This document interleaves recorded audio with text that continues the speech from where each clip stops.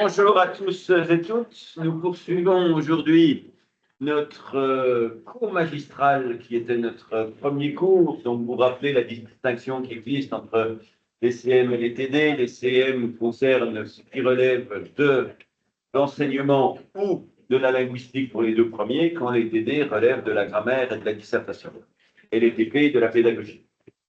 Donc aujourd'hui, CM, nous poursuivons notre cours sur le CM. Alors j'étais dans une partie qui s'intéressait plutôt pour l'instant au langage. Et sur ce langage, je disais qu'il y avait ce qu'on appelle une double articulation du langage.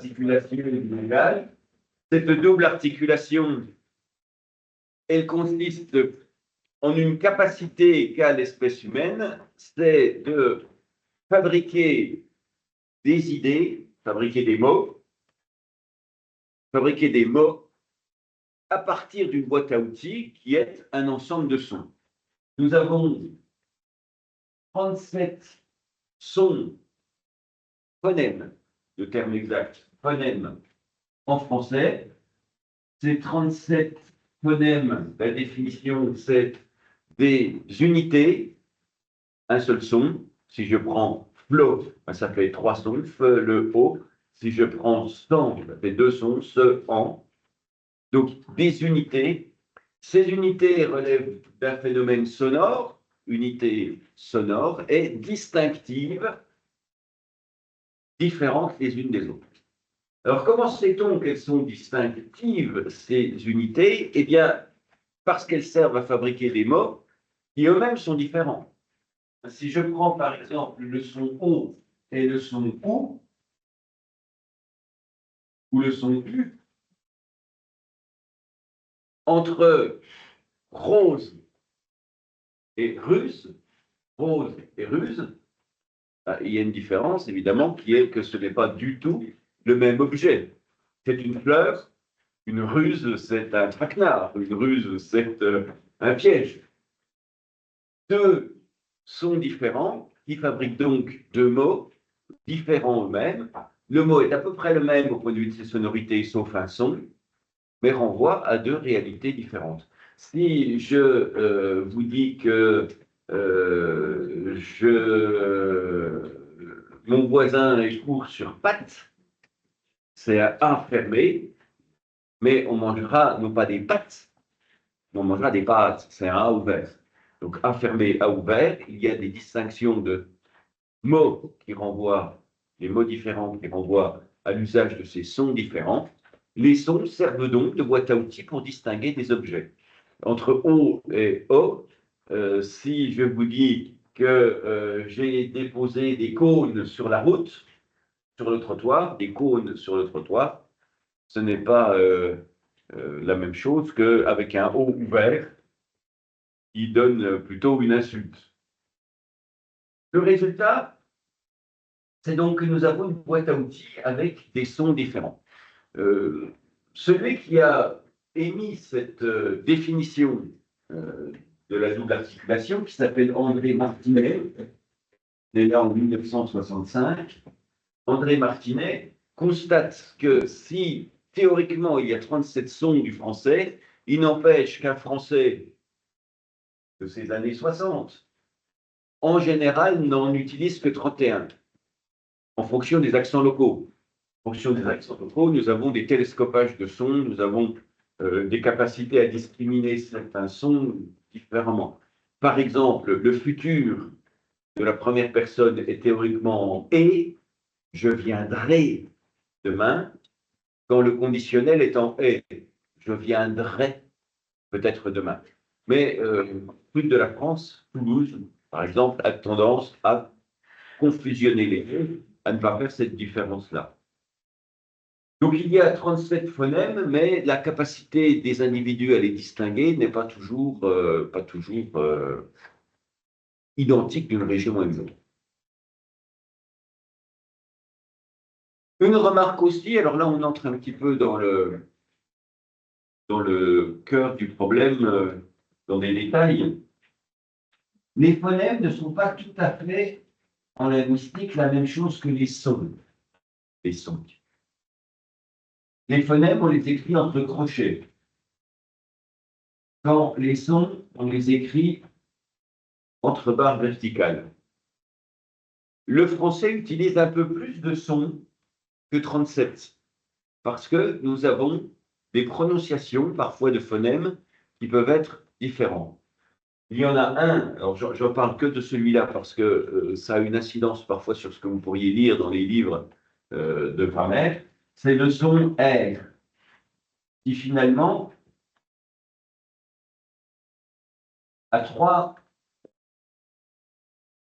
graphies possibles. Il y a un seul phonème, c'est R, parce que tous les mots qui contiennent ce re ne sont pas confondables avec un autre. Mais dans les faits, le son re, en fonction des régions, il peut se prononcer plus ou moins différemment.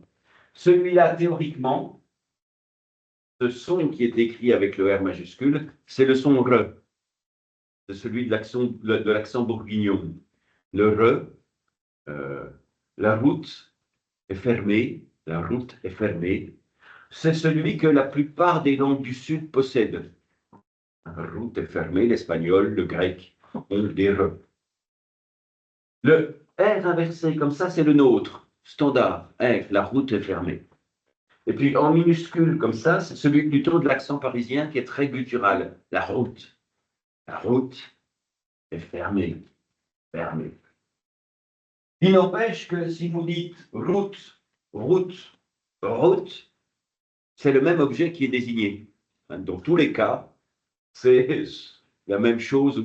La rose, la rose, ou la rose, c'est la fleur qui est désignée. Donc ce ne sont pas des phonèmes, ce ne sont pas des phonèmes, parce qu'on distingue toujours le même son qui décide de l'objet final, son re, mais ce sont des sons, c'est-à-dire des variations sur un phonème. Ce qui fait que dans l'alphabet phonétique international, même si l'humain théoriquement est capable de produire 61 phonèmes distinctifs, il y a beaucoup plus de caractères.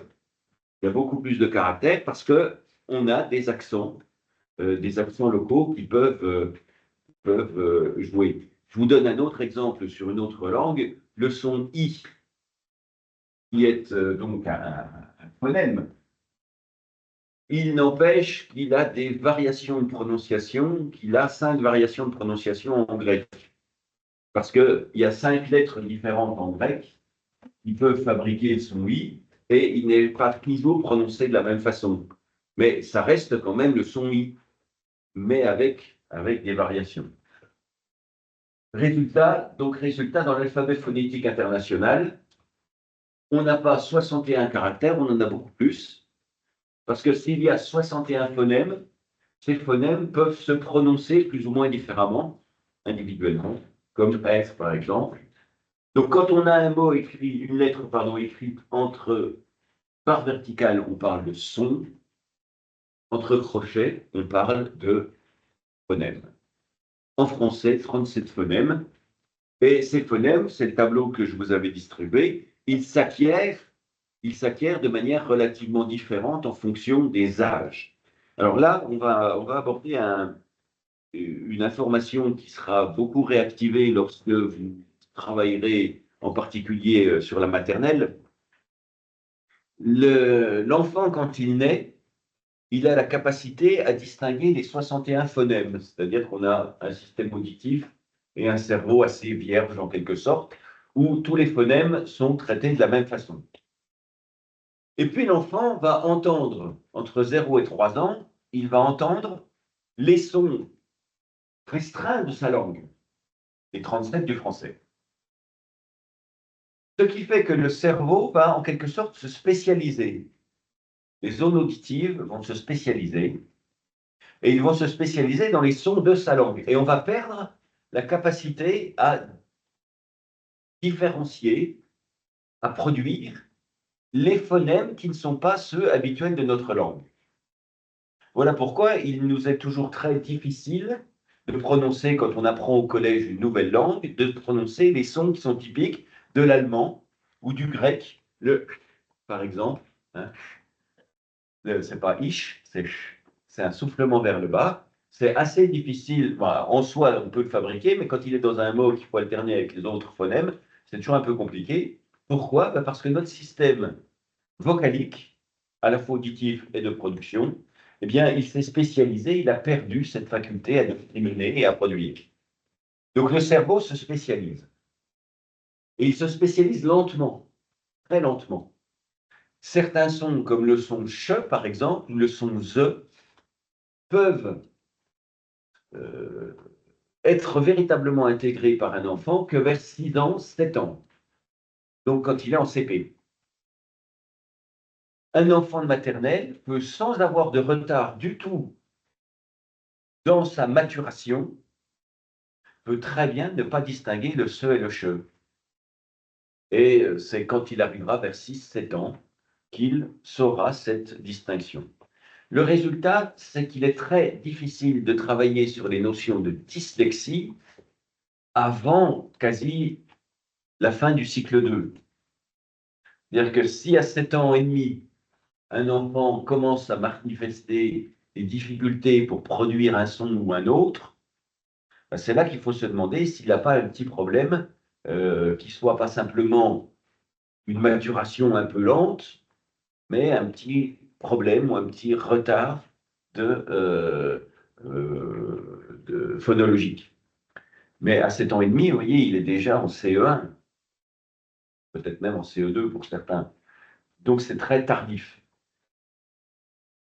En maternelle, en tout cas, à moins qu'il y ait vraiment des cas de troubles de la parole très très évidents, c'est très difficile de pouvoir parler de dyslexie ou de retard d'apprentissage. Parce que ça mature, et sont matures dans l'esprit, tant en production qu'en discrimination. Discrimination, c'est un mot que j'utilise souvent, c'est un mot positif, hein, discrimination. C'est comme critique. La critique n'est pas toujours négative. La critique, c'est une opinion, c'est un jugement. C'est une position, mais elle peut être dithyrambique, elle peut être très positive. Et discriminer, ce n'est pas en soi un terme négatif. Discriminer, c'est avoir la capacité à différencier. Donc, quand on lit, on discrimine, on a la capacité à différencier les lettres. Quand on entend, on discrimine les sons, on a la capacité à différencier les sons. Donc, ce n'est pas, pas le sens qu'on a communément à la télévision ou ailleurs de négatif. C'est la capacité, la discrimination, la capacité à différencier. Donc, difficulté de savoir s'il y a chez un enfant, surtout de maternelle, un retard ou pas de l'acquisition des sons, parce que les sons maturent lentement dans son cerveau. En tout cas, une boîte à outils de 37 pour fabriquer 60 000 mots. 60 000 mots différents. Dernier point sur le langage, et après on passera aux langues. Hein. Vous vous rappelez que mon premier point, c'était langues et langages, puis ensuite, je me suis intéressé aux langues, au langage, pardon. Et puis, après ce dernier point, je vais m'attaquer aux langues. Dernier point, donc, sur le langage, l'origine du langage. Origine du langage, je dois être au 4e point ou quelque chose comme ça. C'est le 4e point, voilà. 4e point, donc, origine du langage.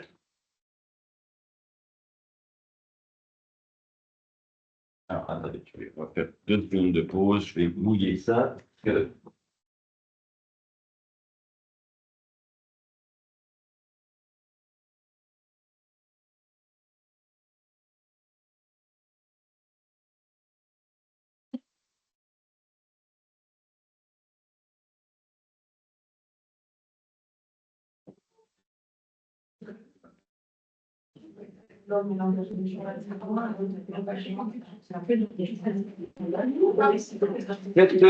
Cette différence de maturation dans la perception des sons, c'est ce qui explique la didactique de l'apprentissage de la lecture. La didactique, c'est l'organisation du savoir, c'est l'organisation en temps du savoir. Les manuels de lecture du CP, ils commencent en général par L, ils commencent par O, ils commencent par A, ils commencent par I. Pourquoi? Ben parce que c'est les sons les plus simples dans notre langue pour un locuteur du français à discriminer. Donc les enfants, on est sûr que quand ils arrivent en sixième, pardon, sixième, en CP, ils savent le L, le A, le O, quelques, le, oui, voilà, c'est toujours par une de ces quatre-là qu'on commence. A, I, L, O. Ouais, n'importe quel manuel commencera plutôt par celle-là. Parce qu'on est sûr que c'est la base commune de tout le monde. Donc, quatrième point sur cette partie, l'origine du langage. Comme je vous disais la semaine dernière, lors du précédent cours, le langage, c'est ce qui fait cette capacité humaine de sociabilisation. Si nous nous réunissons dans des villes de 15 millions d'habitants, dans des pays de 1,5 milliard d'habitants, c'est bien parce que nous avons des choses à nous dire. C'est parce que nous construisons ensemble tout un ensemble de réseaux d'informations, de communication, qui fait que nous nous sentons une unité, nous sentons des points communs. Et donc, un des enjeux de l'anthropologie, c'est-à-dire de la discipline qui consiste à regarder l'évolution de l'homme, c'est de savoir quand les hominidés, c'est-à-dire notre espèce, l'origine de notre espèce, a acquis cette faculté et pourquoi. Et sur cette origine du langage, eh bien, nous avons finalement deux grandes théories qui se télescopent, qui se complètent. Et ces deux grandes théories, je doute qu'un jour on puisse aller au-delà de ces théories parce qu'on parle d'époques extrêmement lointaines. Ce qui est sûr, c'est que comme le langage est une capacité génétique, comme le langage est lié à notre ADN, c'est-à-dire les deux zones du cerveau, l'aire de production, qu'on appelle l'aire de Broca, qui se trouve donc zone temporale gauche, et zone au-dessus de l'oreille gauche pour l'aire de Wernicke, la compréhension. Dans la mesure où on est sûr que c'est génétique, c'est-à-dire que tous les humains sont fabriqués comme ça, on sait que depuis qu'il y a des Homo sapiens sapiens, notre espèce, ils communiquent comme nous. Ils en ont la faculté.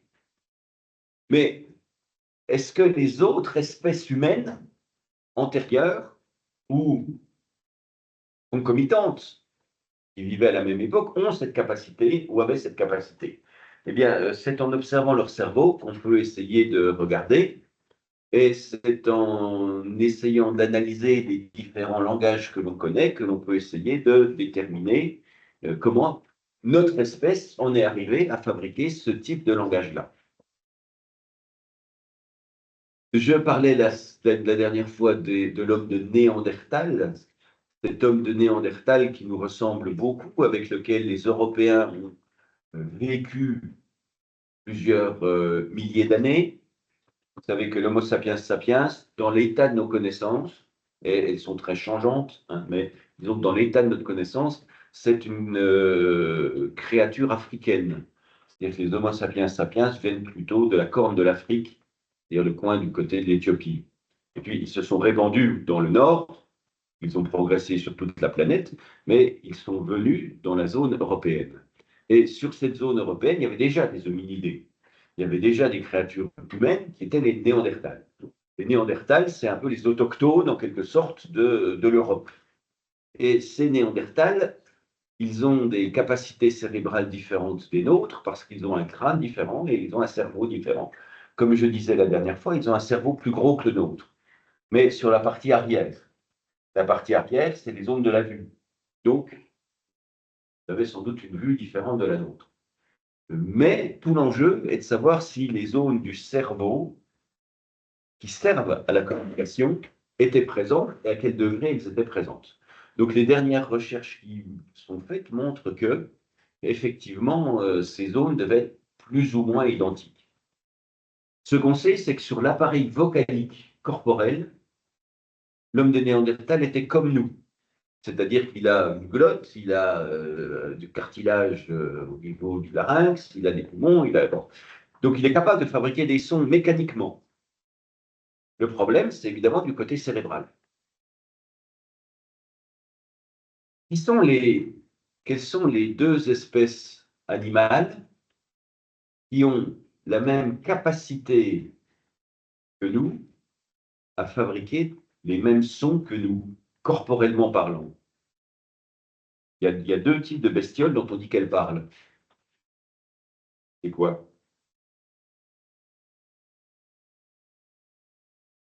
Ils parlent comme nous, on peut leur apprendre des phrases, on peut leur apprendre des mots. Non, les singes, ils ne parlent pas comme nous. C'est les perroquets et c'est les ménates. C'est une sorte d'oiseau aussi, perroquets et ménates. Alors pourquoi les perroquets et les ménates, ils peuvent apprendre des phrases que nous leur inculquons et qui sont des phrases du langage humain? Ben parce qu'ils sont corporellement organisés comme nous. C'est-à-dire ils ont des poumons, ils ont une cage thoracique, ils ont un bec qui tient lieu de bouche pour nous, ils ont une langue qui leur permet de compresser l'air comme nous le faisons. Et le résultat, c'est que ces deux types d'oiseaux ont la capacité corporelle à fabriquer les sons humains. Mais le problème, c'est qu'ils ont un cerveau qui est gros comme la pointe, allez, la moitié du stylo. Ils ont un tout petit, donc ils sont capables de faire des sons, mais ils ne sont pas capables de comprendre le langage. Donc la grande question qui se pose sur les autres espèces humaines, c'est est-ce que biologiquement, ils ont tous les organes comme nous qui permettent de fabriquer des sons? Et puis deux, est-ce qu'ils ont le cerveau qui va avec? Et les dernières recherches sur l'homme de Néandertal montrent que sans doute ils ont. Comment on le sait? Eh bien, parce que, au bout du compte, notre cerveau imprime notre boîte crânienne. Le cerveau, il grossit. Quand on grandit, la boîte crânienne elle grossit avec, mais à l'intérieur d'une boîte crânienne, vous avez en quelque sorte en moulage, mais c'est vraiment très très léger, mais en moulage, les différentes parties du cerveau. Quand le cerveau a grossi, ben, il a pressé sur la boîte crânienne, ça a imprimé un peu la boîte crânienne, puis la boîte crânienne grossit. Donc quand on ouvre un crâne, à l'intérieur du crâne, on a en particulier les sillons du cerveau qui apparaissent. Donc quand on regarde les cerveaux de l'homme de Néandertal, on s'aperçoit que la configuration de son cerveau devrait être à peu près semblable. Au bout du compte, donc, on a deux théories qui tentent d'expliquer pourquoi Homo sapiens sapiens, il a acquis cette capacité de langage identique au nôtre. Alors, pour le comprendre, il faut que vous sachiez que,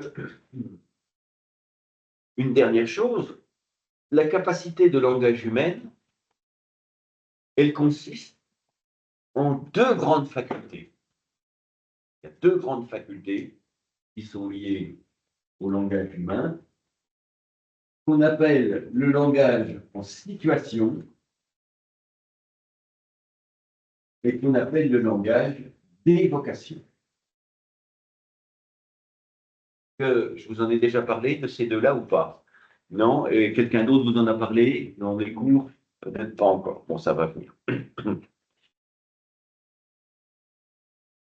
Le langage humain, c'est prendre des sons, fabriquer des mots. Donc ça, c'est l'aspect mécanique. Mais sur l'aspect plus fonctionnel, ça sert à quelle compétence de fabriquer des mots? Ça sert à quoi de fabriquer des mots? Eh bien, en fait, le langage humain, il a deux grandes aptitudes, deux grandes facultés. Tout d'abord, c'est de dire le présent et le visuel. Dire le présent et le visuel. Vous voyez, devant moi, j'ai ça, j'ai ça, j'ai ça, et puis je suis en train de parler. Je dis le présent et je dis ce que j'ai sous les yeux. Et cette capacité qu'on appelle le langage en situation, c'est la première compétence que l'humain acquiert après sa naissance. Un enfant de 2 ans, 3 ans, il a cette capacité qui est le langage en situation. Comment exprimer? Quand il arrive en maternelle, l'enfant, il est capable de dire le présent et le visuel, ce qu'il fait maintenant et ce qu'il voit. C'est le premier degré de la compétence de langage que l'humain acquiert lorsqu'il est tout petit, 2 ans et demi, 3 ans. Ça a tout un ensemble de conséquences, extrêmement importantes. Et il y en a une tout à fait, allez, on va dire amusante, c'est que un enfant de petite section maternelle, il peut dire ce qu'il voit, il peut dire ce qu'il fait, il peut dire ce qui se passe à ce moment précis, mais il est incapable de dire autre chose. Ce qui fait que à 11h30, quand les parents récupèrent leurs enfants en maternelle et que de petite section et qu'on leur dit qu'est-ce que tu as fait ce matin, et les enfants sont absolument incapables de dire ce qu'ils ont fait, non pas parce qu'ils n'ont rien fait, mais parce qu'ils n'ont que cette capacité-là de dire ce qu'ils ont sous les yeux à l'instant présent. Alors, il faut mesurer aussi le fait que la capacité à fabriquer des mots est limitée chez les jeunes enfants. Ça aussi, il faut que vous le reteniez. C'est qu'un enfant de 3 ans est capable de faire des phrases de 3 mots. Un enfant de 4 ans est capable de faire des phrases de 4 mots. Pardon, 3 ans, 3 mots. 4 ans, 5 mots. Et 5 ans, 7 mots. 3, 4, 5, 3, 5, 7. Un enfant de 3 ans fait des phrases de 3 mots. Un enfant de 4 ans fait des phrases de 5 mots. Un enfant de 5 ans fait des phrases de 7 mots. Donc, quand il est en petite section maternelle, non seulement il est dans la capacité de dire autre chose que ce qu'il voit, mais c'est avec 3 mots sur 3. 3 mots, donc, voix, crayon, rouge. Voix, crayon. Et puis après, 5, 7 mots, c'est déjà plus sophistiqué.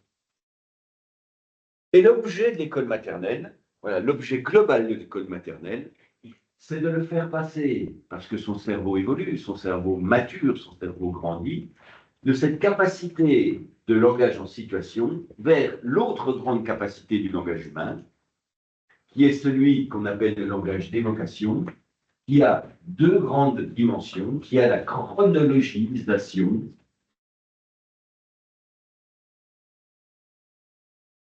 Autrement exprimé, nous sommes capables de nous situer dans le temps. Nous sommes capables de nous situer dans l'avant et dans l'après. Et ça, un enfant de 3 ans ne l'a pas. Ne l'a pas. Il est dans l'instant présent, tout le temps.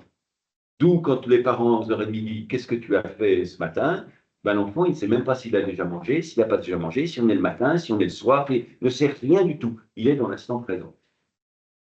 Donc, la capacité à se bloquer, à se placer dans le temps.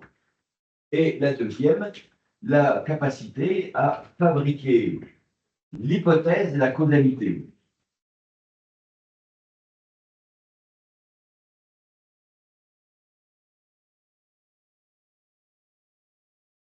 L'hypothèse de la causalité. Si le loup dit au chaperon de passer par le chemin le plus long, c'est parce qu'il a l'intention d'aller manger la grand-mère. Condition, ou alors hypothèse et conclusion.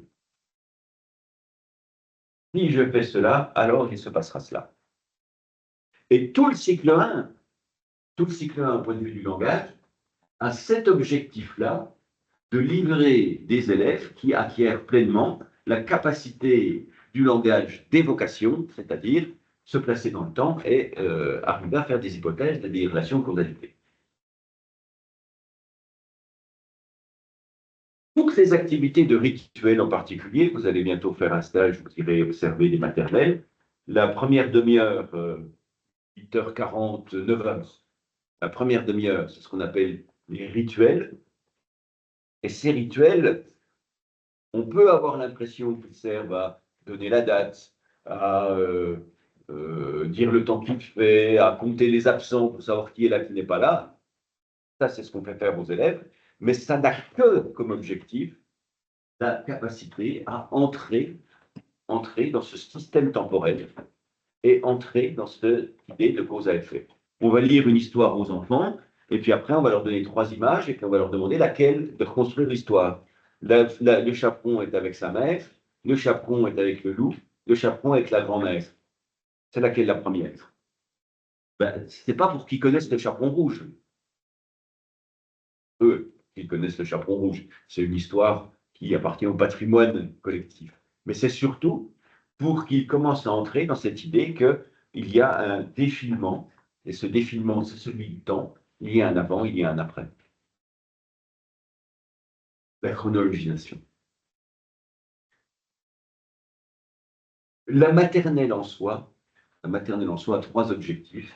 Et à cet objectif-là, passer du langage en situation, du langage d'évocation, et la maîtrise du corps dans l'espace, savoir marcher, sauter, tenir les objets, déplacer, lancer, la maîtrise du corps dans l'espace, et la maîtrise du langage mathématique.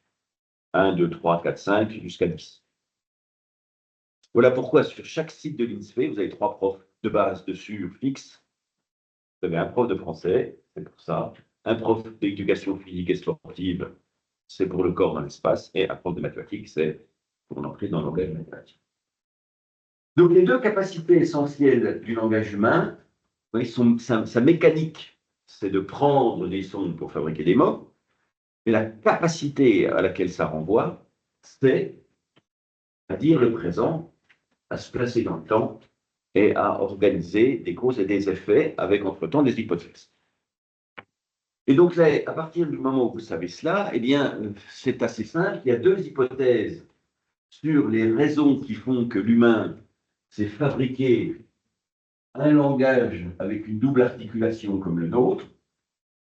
Eh bien, il y en a une qui repose sur la capacité du langage en situation et l'autre plutôt sur la capacité du langage d'évocation. Donc, la première hypothèse que nous avons, c'est une hypothèse qui nous vient d'un Américain qui s'appelle Derek Bickerton. Derek Bickerton. Alors, je ne sais plus s'il y a un C, je dois avouer, dans le Bickerton, donc on va aller fouiller dans mon cours pour savoir, oui, il y a un C. CK. Pays CK. C'est un spécialiste des langues du Pacifique Sud. Il est mort, je crois, au début des années 90. Et Bickerton fait une supposition à partir des langues qu'il maîtrise du Pacifique Sud, de pingouin en particulier, pidgin plutôt, pidgin, ça fait pidgin. Il y a un proto-pidgin, comme on a un ancien français, et puis il y a un pidgin moderne. Et dans les premières versions anciennes des langues qu'il a étudiées, la langue n'est faite que de mots. Arbre, flèche, feu, ou de verbes. Mais rien n'est accordé. On dira prendre flèche, chasser oiseau. On dira saut contient eau. On dira crocodile dans mare. Il n'y a que des mots. Et dans le pidgin moderne, on a la capacité actuelle du langage, c'est-à-dire celle d'accorder les différents éléments les uns avec les autres. Donc, à partir de cette idée qu'il y a des langues qui ne contenaient que des mots invariables, et puis finalement qui ne sont capables de dire que le présent, et que nous, maintenant, nous avons la capacité à chronologiser, ben, Bickerton en déduit une chose, c'est que Homo erectus, le premier qui était debout, hein, les premiers humains qui étaient debout, on est là il y a 1,5 million d'années, avaient une capacité de langage, parce qu'ils avaient quand même un cerveau développé, qui n'était fait que de lexique, c'est-à-dire que de mots, et ils n'étaient capables finalement que d'assembler des mots sans les accorder les uns avec les autres. Ils n'avaient pas de grammaire, ils n'avaient que des mots. Et c'est quand Homo sapiens sapiens a eu la capacité à chronologiser que est née la grammaire, est né notre langage actuel avec cette complexité du fonctionnement du langage humain. Donc, nous avons une capacité qui est celle de fabriquer de l'organisation dans le temps, et c'est cette capacité-là, cérébrale, de perception du monde, cette capacité-là, qui aurait donné naissance à notre langage tel qu'il est pour l'instant. Donc, première hypothèse, comme nous sommes possesseurs cérébralement d'un langage d'évocation dont la caractéristique c'est de pouvoir placer les objets dans le temps, eh bien notre espèce a créé le langage qu'elle possède parce que justement nous avons cette capacité à nous placer dans le temps.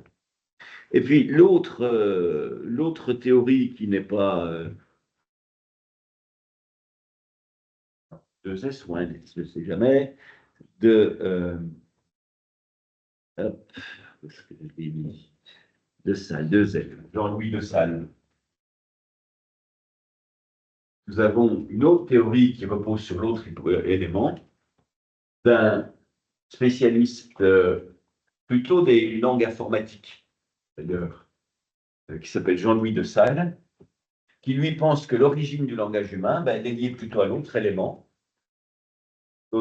qui est notre faculté à faire des hypothèses et des conditions et des causalités. Si il ne pleut pas demain, et à la condition que je me lève tôt, j'irai à la mare pêcher du poisson. Et si vous n'avez pas la capacité à mettre des hypothèses, des si, des... cette phrase-là, elle devient extrêmement compliquée à fabriquer qu'avec des mots. Pluie demain, lever tôt, aller pêcher. Alors, c'est possible. Mais vous voyez que dans sa forme, si je me lève tôt demain et s'il ne pleut pas, alors j'irai à la mare et je ramènerai du poisson. Hypothèse et causalité. Hypothèse et fabrication d'un langage plus complexe. C'est parce que notre espèce avait cérébralement cette capacité à se projeter dans l'hypothèse et dans la cause que le langage humain, tel que nous l'avons nous, s'est développé.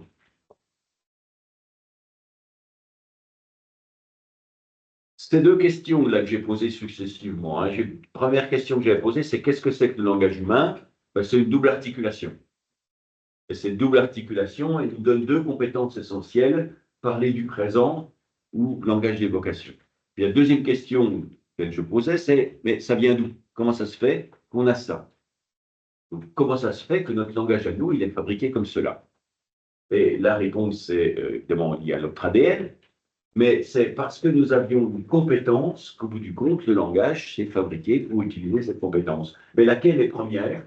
Certains pensent que c'est notre positionnement dans le temps qui a déterminé notre évolution du langage, et d'autres pensent que c'est plutôt notre capacité à créer des hypothèses et des causalités et à développer le langage tel que nous l'avons actuellement. De toute façon, il n'y a guère d'autres solutions, hein, puisqu'on a deux capacités assez uniques, donc c'est l'une ou c'est l'autre. Bon, voilà pour le langage. Voilà pour le langage. C'est tout pour l'instant, ce langage. Les cours que vous aurez dans la spécificité maternelle, ce gros bloc de l'UE2 qui est spécificité maternelle, nous reparlerons très souvent de l'acquisition du langage, puisque c'est le gros nœud, hein, le gros nœud de l'école maternelle, c'est comment les enfants entrent dans la pleine possession des deux aptitudes qui sont langage en situation, langage d'évocation, acquisition du lexique, etc. Alors, point numéro 5, on va passer sur les langues. Et on va faire un petit peu parallèlement origine des langues. Origine des langues.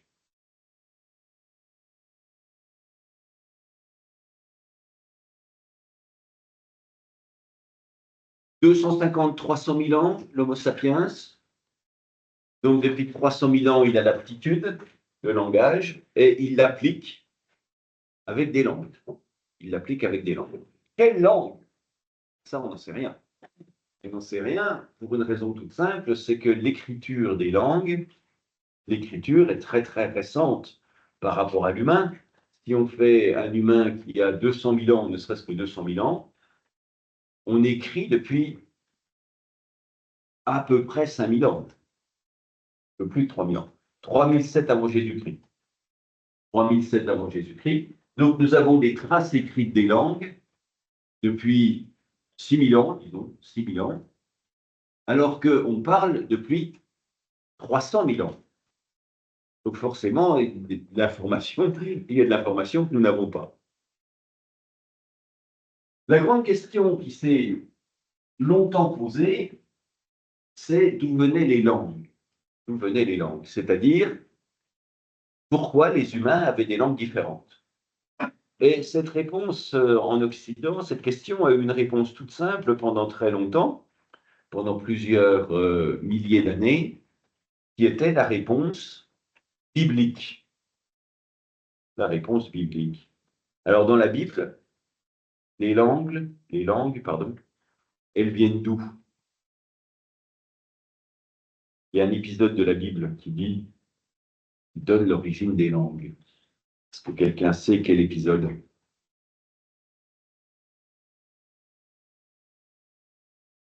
Oui, exactement, la tour de Babel. Dans la Bible, il y a un petit problème. Il y a un petit problème tout simple au point de vue des langues, qui est un problème de logique basique. Si je vous dis quelle langue est-ce que vous parlez, vous allez me répondre que vous parlez les mêmes langues que vos parents, entre autres. Comment vous avez appris à parler, comment vous avez appris une langue, ben, en écoutant vos parents. Donc, si l'humanité a une origine unique, la conséquence, c'est que tout le monde parle la même langue. Si nous avions tous les mêmes parents, si mon père et ma mère à moi étaient aussi vos parents à vous, vous parleriez tous ma langue. Ce qui est le cas, parce que vos parents parlaient aussi la même langue que les miens. Mais si on pense du principe que, à l'origine de l'humanité, Dieu a créé deux personnes, ces deux personnes ont des enfants, ben, leurs enfants parlent la même langue qu'eux. C'est d'une logique implacable. Conséquence de quoi, la Bible a un petit problème. Et c'est un petit problème de confrontation à la réalité, c'est que partout dans le monde, on parle des langues différentes. Alors comment ça se fait? Comment ça se fait que tout le monde ne parle pas la même langue? Et voilà pourquoi il y a un épisode qui est décrit dans la Bible et qui donne l'origine des langues, et votre camarade l'a dit, c'est l'épisode de la tour de Babel. Les hommes qui parlent tous la même langue s'unissent pour un grand projet, construire une immense tour qui va jusqu'aux cieux et qui va aller regarder s'il y a quelqu'un dans les cieux. Autrement dit, si Dieu existe. Et Dieu en est extrêmement fâché, extrêmement fâché. Et il envoie une malédiction. Il envoie une malédiction aux hommes, et cette malédiction, c'est vous ne vous comprendrez plus. Donc les langues, dans la Bible, elles naissent comme ça, en un instant, quand Dieu décide de faire en sorte que les hommes n'aient plus la capacité à se comprendre. Donc les langues, elles naissent comme ça, d'un seul coup, immédiatement. Alors ça a des conséquences civilisationnelles extrêmement importantes, extrêmement importantes, et la plus grande de ces conséquences, c'est qu'on pense que toutes les langues apparaissent, toutes faites en quelque sorte, sans évoluer, sans se transformer, à un moment qui est le moment de la volonté divine. Et cette idée-là, la Bible, c'est, allez, entre le 7e et le 9e siècle avant Jésus-Christ, hein, si on écrit 5, 5, 5, 7, 5, 9. Cette idée-là, elle a été acceptée jusqu'au milieu du 18e siècle. Donc jusqu'au 18e siècle, c'est-à-dire en gros pendant 25 siècles, on ne s'est pas véritablement demandé quelle était l'origine des langues, dans la mesure où on avait une réponse. Et à partir du moment où vous avez une pensée du monde qui s'appuie sur la Bible et que vous pensez que ce qu'il y a dans la Bible est la vérité absolue, si on vous dit les langues apparaissent à un moment T partout sur la planète et que vous croyez l'ensemble de ce texte qui est la Bible, vous n'avez pas besoin d'aller chercher plus loin. Donc on pensait que les langues apparaissaient immédiatement dans cet épisode de la Tour de Babel. Ça a des conséquences civilisationnelles insoupçonnées pour nous maintenant au XXIe siècle, mais qui ont été très importantes pour ces 25 siècles qui ont séparé le XVIIIe siècle de la diffusion de la Bible. C'est-à-dire la diffusion de la Bible, c'est véritablement aller à l'ère chrétienne pendant 15-20 siècles.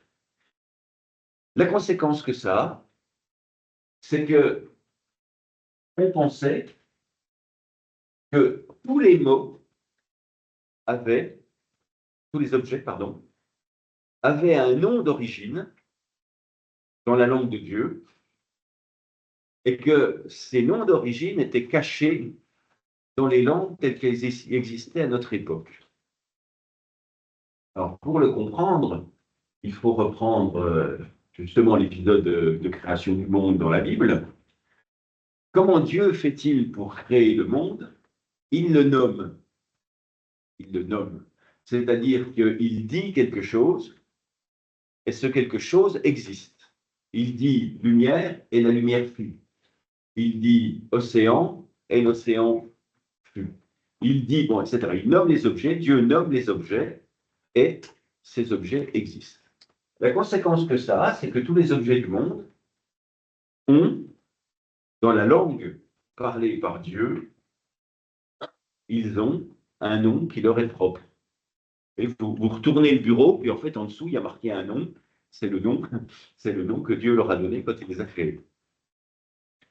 Mais les langues actuelles, les langues des siècles antérieurs, elles n'ont pas ce mot-là, puisque Dieu a fait en sorte de cacher sa langue d'origine.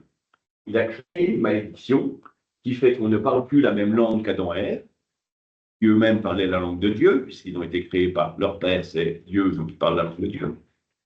Et nos langues à nous, elles cachent le vrai nom. Et pendant au moins 1000 ans, une grande optique de la linguistique, ça a été d'essayer de retrouver quel est le véritable nom en soi des objets. Pour prendre un exemple simple, si je prends l'espagnol coche, qui donne car en anglais, et puis voiture en français, j'ai un même objet, mais il a 3 noms. Et puis si je prends d'autres langues, il y en a des dizaines. Mais alors, c'est quoi le nom vrai d'origine de cet objet-là? Quel est le nom que Dieu a donné à l'océan? Quel est le nom que Dieu a donné aux arbres? Quel est le nom que Dieu a donné aux animaux? Quel est le nom d'origine? Et donc, on a essayé de retrouver ce nom. On a essayé de retrouver ce nom. Alors, comment faire pour essayer de retrouver ce nom d'origine? Alors, certains ont été plus inventifs que d'autres. On a un empereur, par exemple, qui s'appelle Frédéric Barberousse. Il est là au XIe, XIIe siècle. C'est un empereur germanique, Frédéric Barberousse. Il a eu une idée toute simple, c'est de dire que les langues que nous parlons, elles nous viennent de nos parents. Donc, si un enfant ne voit pas ses parents, il ne parlera pas la langue de ses parents, forcément. Mais alors, il parlera quelle langue? Quelle langue? Eh bien, justement, on va voir. Et la supposition qui est faite, c'est que si on ne parle pas la langue de ses parents, par défaut, on va parler la langue de Dieu. C'est comme, c'est facile à comprendre pour nous, parce qu'on a ce genre d'objets tous dans nos poches. Vous avez installé des tas de logiciels dessus, mais vous pouvez le remettre en configuration d'usine. Et si vous le remettez en configuration d'usine, qu'est-ce qui se passe? Il retrouve son état initial. Et donc Barberousse, il a une idée, c'est de prendre des enfants à la naissance et de les mettre dans un total isolement. Ils n'entendent jamais la voix humaine. Et donc, comme ça, ils ne parleront pas les langues humaines, mais ils seront en quelque sorte en configuration d'usine. Ils parleront la langue d'origine des humains. Alors, ça marche ou ça ne marche pas? Alors, pourquoi ça ne marche pas? Oui?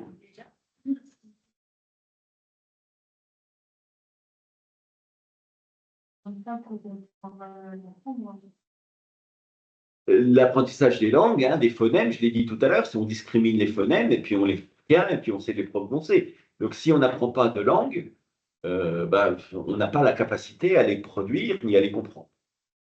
Et puis surtout, c'est qu'il y a une particularité du cerveau humain qu'on découvrira à la fin du XVIIIe siècle essentiellement, c'est qu'un enfant qui n'entend pas du tout parler avant 7 ans perd cérébralement la capacité à utiliser l'aire de Broca, c'est-à-dire l'aire de la production. C'est ce qu'on appelle les enfants sauvages ou les enfants loups. Au XVIIIe siècle, ça a un peu défrayé la chronique. On a trouvé des enfants abandonnés dans les bois, hein, genre petits poussets. Ils avaient 11 ans, 12 ans, jamais vu un humain, jamais entendu un humain. Ben, est-ce qu'on est capable de leur apprendre à parler, apprendre à lire, apprendre à écrire? Et la réponse, c'est non. C'est non, et on ne savait pas pourquoi. Et la réponse, c'est que le cerveau, si on ne s'en sert pas quand on doit s'en servir, eh bien, il perd des compétences. Il y a un film qui s'appelle L'Enfant sauvage d'un cinéaste français qui s'appelle Truffaut. François Truffaut, ça vous dit quelque chose, François Truffaut? Donc vous essayez de regarder ça sur YouTube ou autre. C'est une histoire réelle du XVIIIe siècle où quelqu'un trouve un enfant sauvage et essaye de lui apprendre à parler et ça ne marche pas, il ne sait pas pourquoi. Nous, on sait, c'est parce que l'air de Broca se restreint si on n'a pas, on l'utilise pas.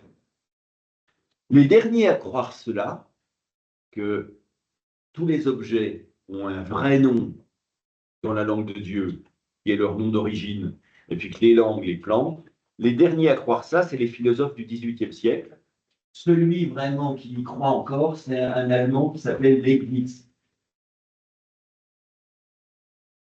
Leibniz, vous avez peut-être déjà étudié Leibniz, on est là 1720 par là. Leibniz, c'est le dernier vraiment philosophe à construire des systèmes sur l'idée qu'il y a une langue d'origine, il y a un mot d'origine pour tous les mots, tous les objets, pardon, ont un nom d'origine, et puis il faut essayer de le trouver.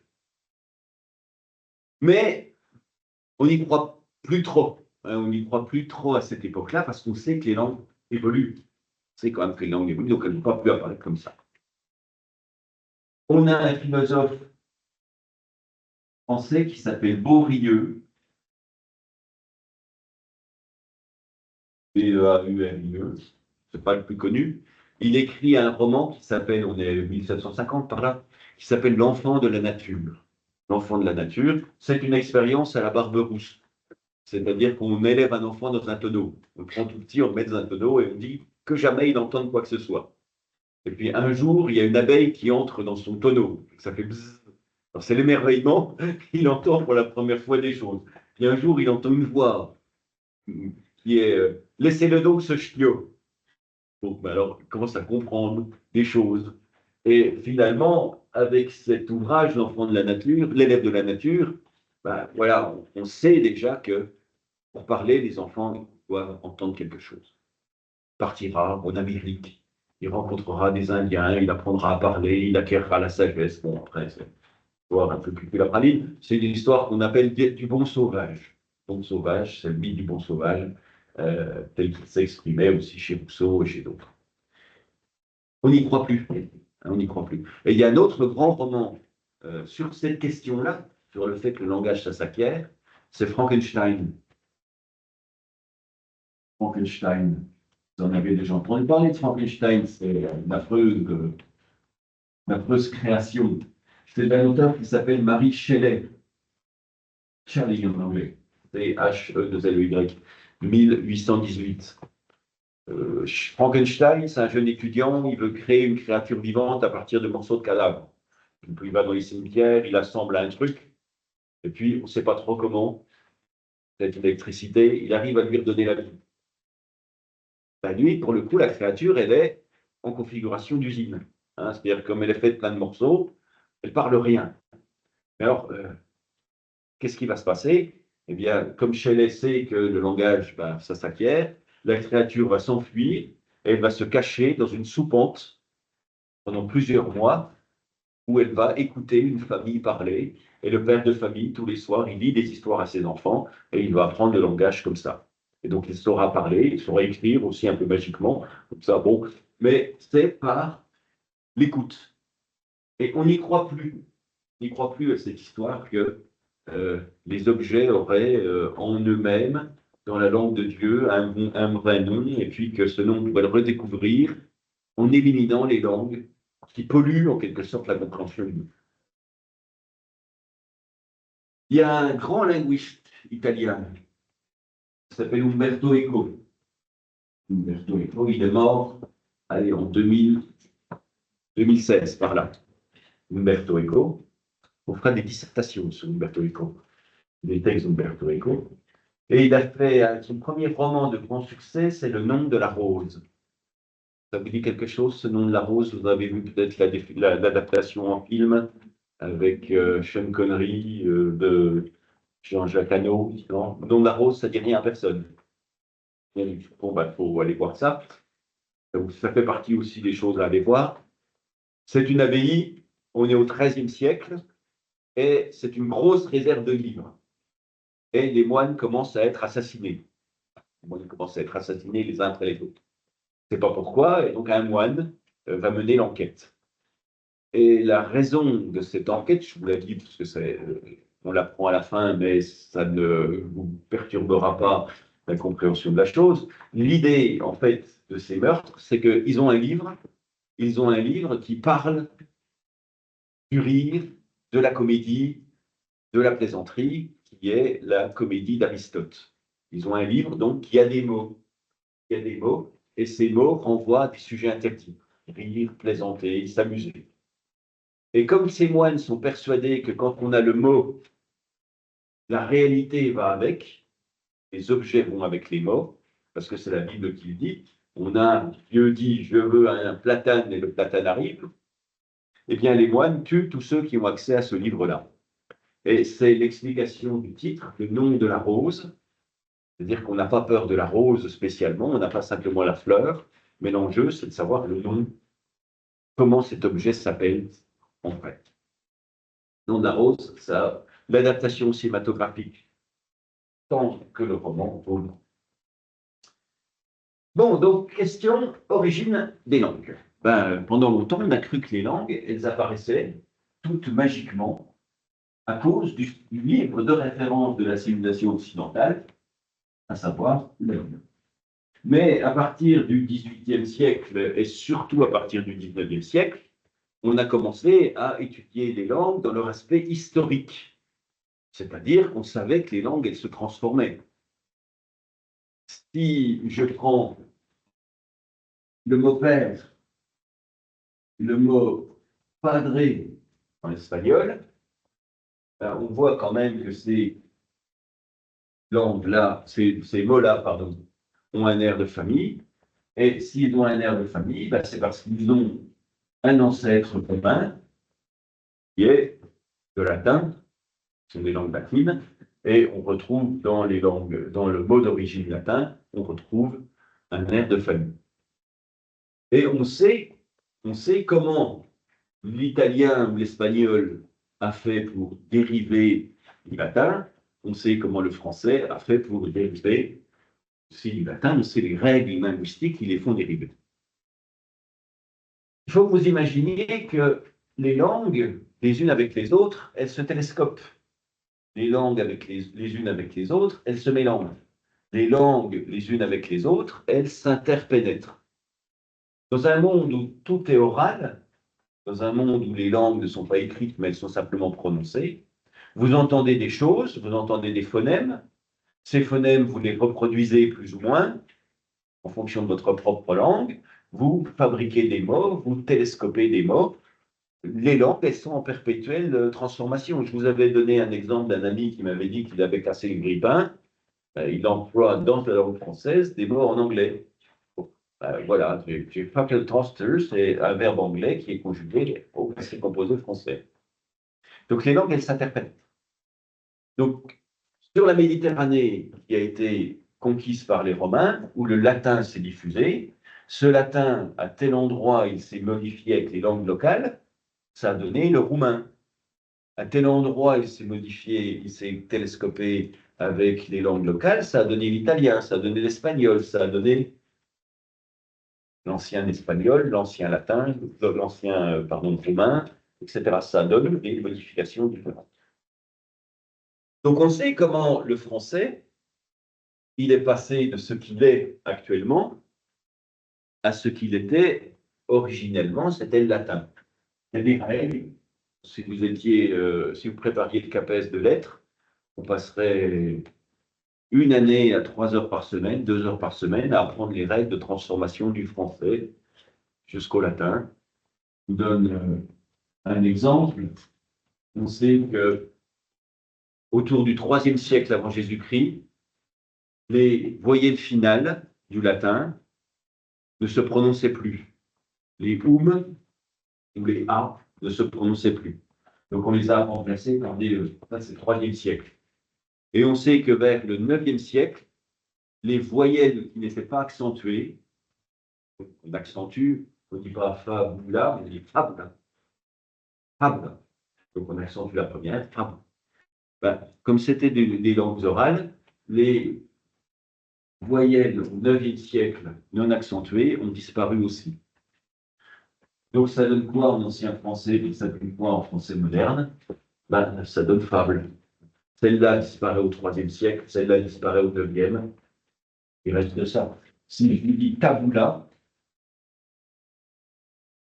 ben, IIIe siècle, ça donne ça. IXe siècle, ça donne ça. Ben, résultat, ça fait table.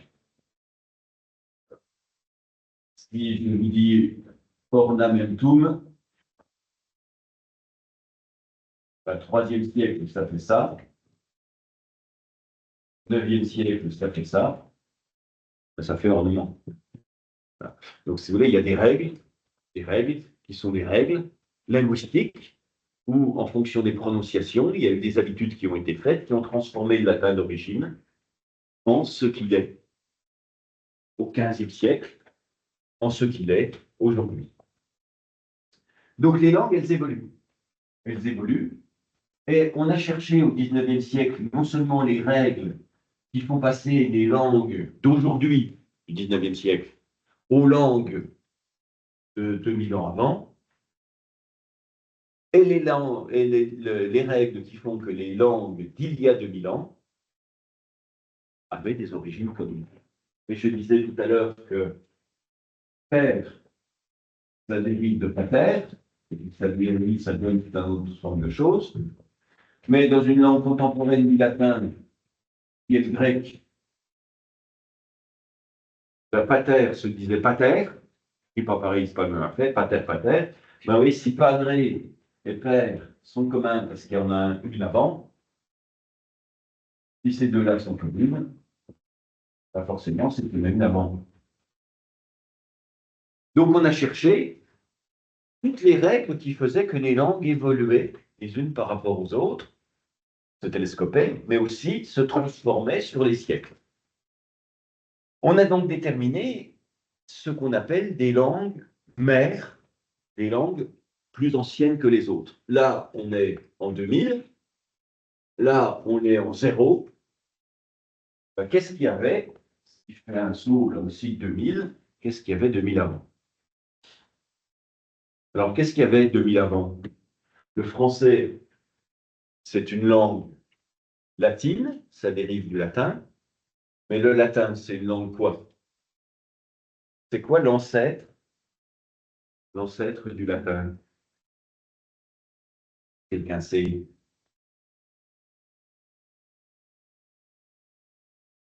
Quelle est la grande famille antérieure?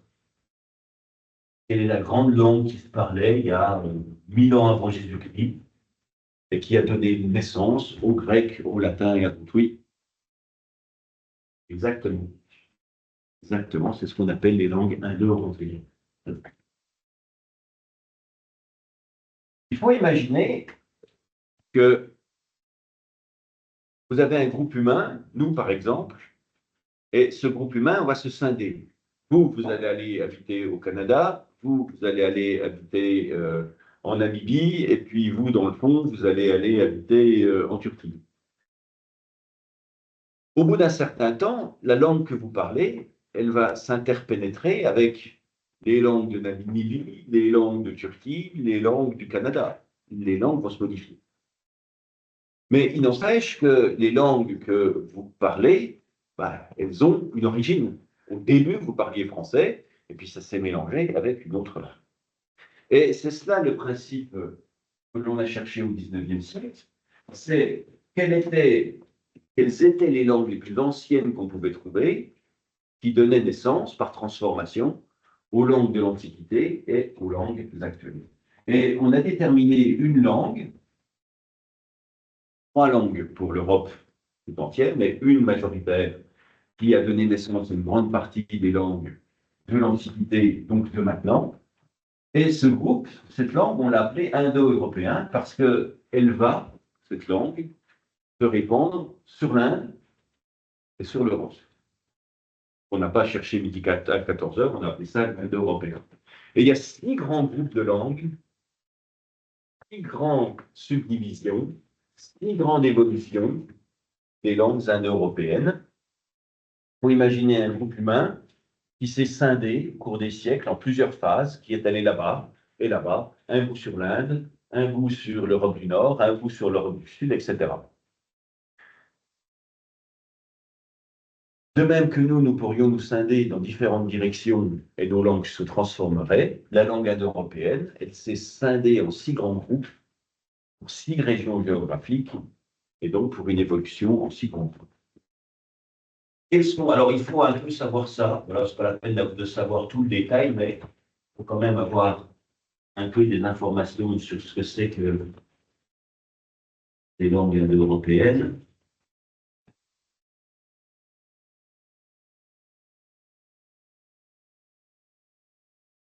Le premier, où il y a une carte dedans. Hop.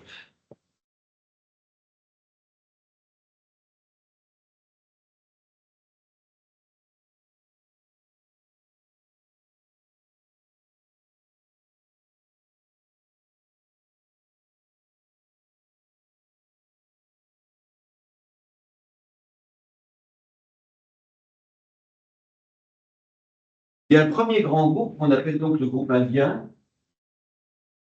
Ce peuple, on s'en estime habiter à peu près dans les plaines de Russie. Il a eu une grande migration en direction de l'Inde et ça donne quelques 2000 langues différentes qui sont les langues indiennes. La langue de l'Antiquité, c'est ce qu'on appelle le sanskrit. La principale langue de l'Antiquité, le sanskrit. Et ça donne tout un ensemble de langues actuelles, dont l'hindi. Je ne suis pas sûr de vous. Langue iranienne, le sanskrit, et maintenant ça donne tout un ensemble de langues, le bengali, le pendjabi, ce qui se parle au Bengale, au Pendjab, le népali, ce qui se parle au Népal, le romani, tout un ensemble de langues. Et ce qui relève des langues iraniennes, ce qui se parle en Iran, qu'on appelle le farsi, eh bien, c'est une langue indo-européenne. Comme le kurde, d'ailleurs, c'est aussi une langue indo-européenne. Il y a un deuxième grand groupe, celui qui est là, qui est le groupe celtique. C'est-à-dire ce groupe humain, il est parti en direction de l'Europe de l'Ouest. Ça donne l'ancien celtique, qu'on appelle proto-celtique, mais ça donne actuellement le breton, le gallois, le gaélique, ce qui se parle en Irlande, des langues modernes, qui ont un ancêtre dans l'Antiquité et qui sont de ce groupe-là. Le résultat, c'est que nous avons tout un ensemble de mots qui se ressemblent dans toutes ces langues parce qu'elles ont un ancêtre commun. De même que pater, ça ressemble à père, padré, ça ressemble à pater. Si je prends le mot deux dans mon cours, donc vous verrez un petit exemple, comment ça se dit deux? En gaélique, ça se dit da. En breton, ça se dit daou. En gallois, ça se dit tao. Pourquoi? Parce que ça vient du celtique. Mais si je prends en farsi, c'est-à-dire ce qui se parle en Iran, ça se dit do. en kurde, ça se dit dou. En sanskrit, en bengali, ça se dit dui. Do en punjabi, dui en népali, dou en, en Roumanie. Pourquoi un rapport? Eh bien, parce que c'est du même groupe. Nous avons un autre groupe qui est le groupe germanique, qui donne l'anglais et l'allemand essentiellement de nos jours. Ça se disait tver, tva, Svein en haut allemand, vieil anglais et vieux scandinave, on appelle le norrois, et ça donne aussi du tout en anglais, du tva dans l'écossais moderne, etc. Dans un groupe Europe centrale, le russe, le lituanien, le bulgare, le tchèque, le polonais, le slovène, ben c'est du dou, du tva, c'est encore le même modèle pour dire deux, parce que c'est une langue qui a la même origine indo-européenne. En grec albanais, dou, le grec moderne, douo, ancien, le grec moderne, c'est 10, oui, c'est 10, D-I-S. Et puis dans les langues latines, français, deux, espagnol, dos, italien, doué, catalan, dos, etc. Bah, à cause de l'initiale. Donc, oui, vous avez un groupe humain qui parlait une langue, qui s'est scindé. Ces langues, elles se sont modifiées dans des grands groupes géographiques, et ça nous donne les langues actuelles, les langues d'identité, les langues actuelles. Donc nous sommes une langue latine, mais aussi une langue indo-européenne. Le français, c'est une langue indo-européenne du groupe latin. L'anglais, c'est une langue indo-européenne du groupe germanique. Le tchèque, c'est une langue indo-européenne du groupe slave, etc. Alors, il y a d'autres, ça c'est dans mon cours, vous allez chercher dans CM2 pour être tableau.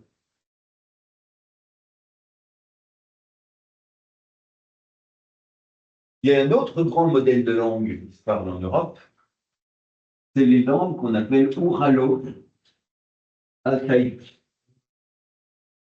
L'Oural, c'est des montagnes, l'Altaï, c'est un fleuve.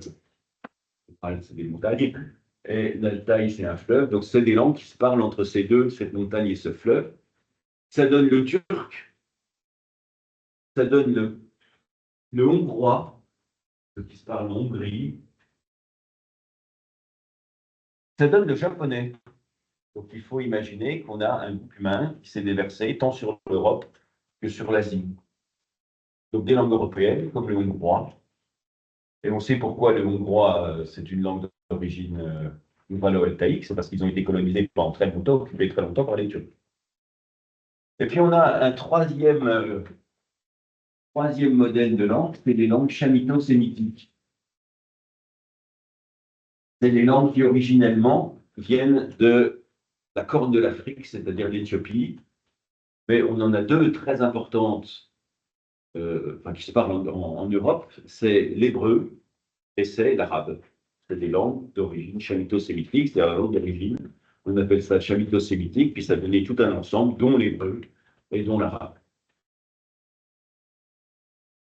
Donc l'origine des langues, les langues, elles évoluent. Elles évoluent avec le temps. Le français, c'est une langue indo-européenne du groupe italique, du groupe latin. Dixième point, la structure des langues.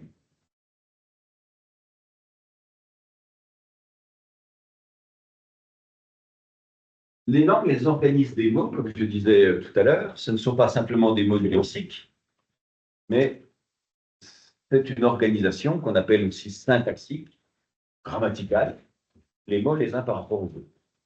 Et grosso modo, les langues, elles se divisent de ce point de vue-là en quatre grands modèles d'organisation.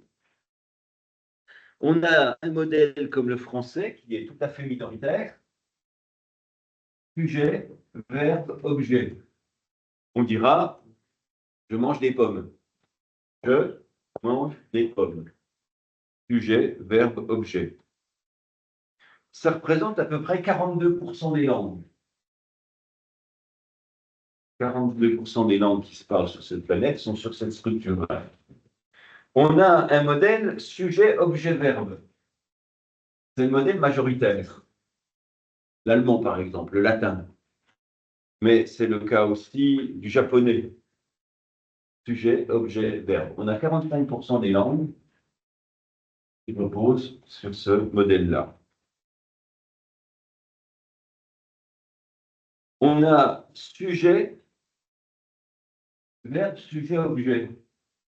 On met le verbe au début, ensuite son sujet et son. Donc pour nous, ça devrait mange, je, les pommes. Ça ne veut rien dire. Les langues celtiques, en particulier l'irlandais, reposent sur ce modèle-là, 9%. Donc l'irlandais, c'est du gallica. Et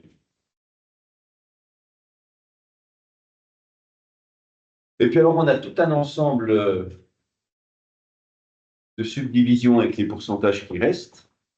On a par exemple des objets, sujet-verbe, des langues du Pacifique. Warao, une langue des îles du Pacifique, le Warao, objet, sujet, verbe. On a des verbes, objets, verbe, sujet. Langue d'Amérique du Sud, la palaï, fonctionne comme ça. Et verbe, objet, sujet, le malgache, côté de la Réunion, fonctionne sur un principe de ce type-là. Oui, on a tous l'impression que notre langue est la plus logique, mais en fait, il y a deux grands modèles de construction. Et puis après, on a des constructions très différentes dans l'organisation des mots. Donc il y a des structures où, quand on regarde la structure des langues, on s'aperçoit que les langues sont très différentes les unes par rapport aux autres. De même, sur le fonctionnement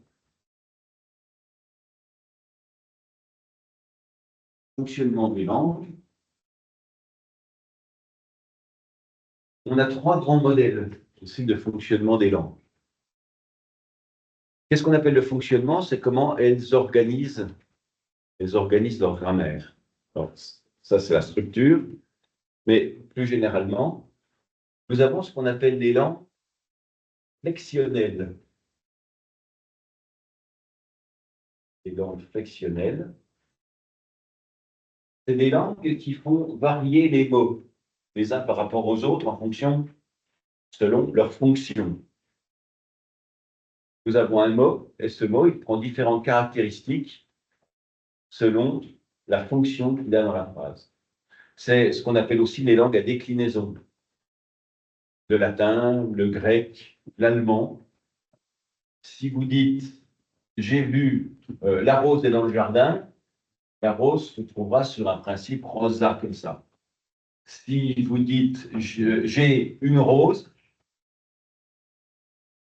le mot se trouvera sur un principe rosam.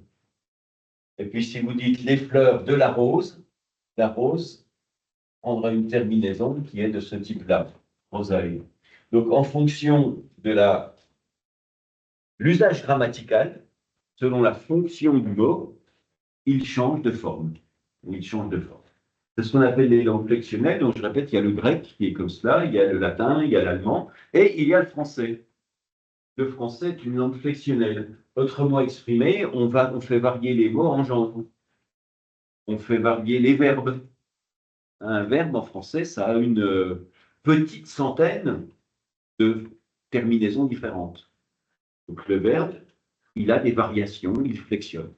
Et jusqu'au XVe siècle, le français était une langue qui faisait flexionner tous les mots.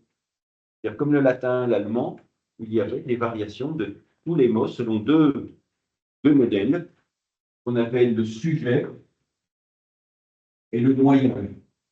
Donc, quand les mots étaient sujets, ils avaient une forme particulière. Quand ils étaient compléments, quoi que ce soit, ils en avaient une autre. On en a encore des vestiges, quelques vestiges, qui sont des doublons qui sont en fait à l'origine le même mot, mais qui s'emploient différemment. On a par exemple garçon et gars. Gars, garçon. En fait, c'est le même mot, mais quand on avait besoin d'un sujet, on utilisait celui-là. Quand on avait besoin d'un complément d'objet, on utilisait celui-là. C'est le même, mais il changeait.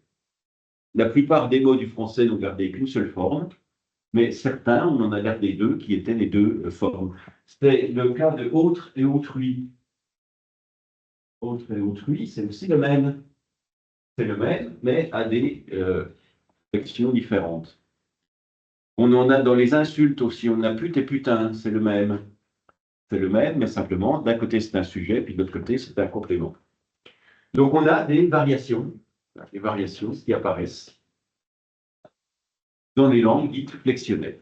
Donc ça, c'est un premier modèle de fonctionnement. Les mots changent de forme. On a un deuxième modèle qui est ce qu'on appelle les langues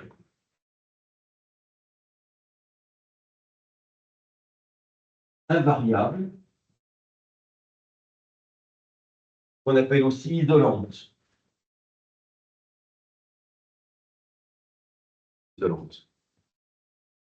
Dans ce modèle-là, grosso modo, les mots sont invariables, mais c'est leur place dans la phrase qui dit leur sens. C'est le cas de l'anglais.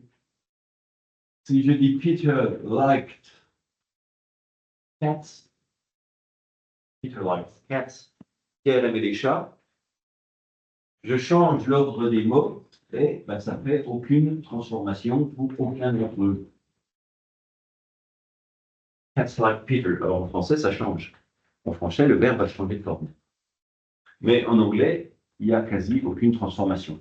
Et vous le savez parce qu'en anglais, vous apprenez en fait les formes fixes des verbes. Je disais tout à l'heure qu'en français, on a une centaine de formes pour les verbes, entre les personnes, les indicatifs, les conditionnels, les subjonctifs. Tous les temps du conditionnel, on a une centaine de terminaisons possibles du verbe, une centaine de flexions du verbe. En anglais, il n'y en a toujours que 3. Là, vous les apprenez de manière fixe. To do, did, done. Ben voilà, avec to do, did, done, avec ces 3-là, vous fabriquez tous les temps de la Terre possibles. To go, went, gone. To eat, eaten, eaten. Avec ces 3-là, on fabrique tous les temps. Pareil qu'en français, mais avec 3 formes.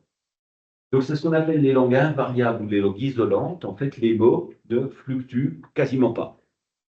À peine pour les verbes, à peine pour le présent troisième personne. Il y aurait un S au bout. I like, he likes. Et le reste ne bouge pas. Et puis enfin, une dernière catégorie, il y a ce qu'on appelle les langues agglutinantes.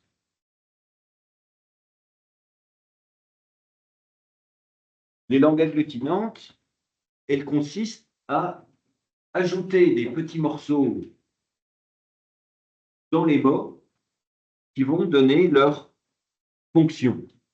Alors, je ne le parle pas, mais il paraît que le turc est une langue agglutinante, à savoir que nous avons à l'intérieur du mot une accumulation qui va faire que le sens va se fabriquer. Alors, je vous donne un exemple, ça vaut ce que ça vaut.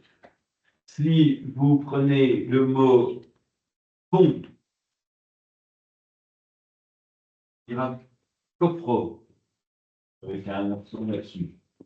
Si vous prenez le mot Atatürk, c'est un pont d'Istanbul, le nom de leur président dont j'ai parlé la dernière fois, ben, si vous voulez rajouter que l'un est à l'autre, c'est faire un complément du nom, le pont d'Atatürk, eh bien, vous rajouterez la marque du complément du nom qui est sous plus exactement, ça fera donc Atatürk Coprosu. Ça vous fabriquera pont Atatürk, le pont, et puis appartient à. Donc on rajoute des éléments grammaticaux qui vont nous indiquer, on agglutine les éléments grammaticaux qui vont faire que les mots vont prendre du sens et vont prendre leur fonction grammaticale. Donc c'est ce qu'on appelle les langues agglutinantes. 3 modèles de fonctionnement des langues, de l'ensemble des langues que nous avons sur cette planète. Ils ont des structures, des organisations des mots, mais ils ont, si vous voulez, une organisation de la grammaire qui repose sur ces trois modèles-là. Alors, quand on tombe sur des textes théoriques, en particulier des programmes, on peut justement avoir référence à ces différentes notions. Hein. Ça qu'on les voit, c'est que à l'oral, vous avez un texte pédagogique et puis vous avez des textes théoriques. Vous devez croiser les uns et les autres. Les terminologies sont quand même à connaître. Point suivant. Point suivant. Le découpage du réel.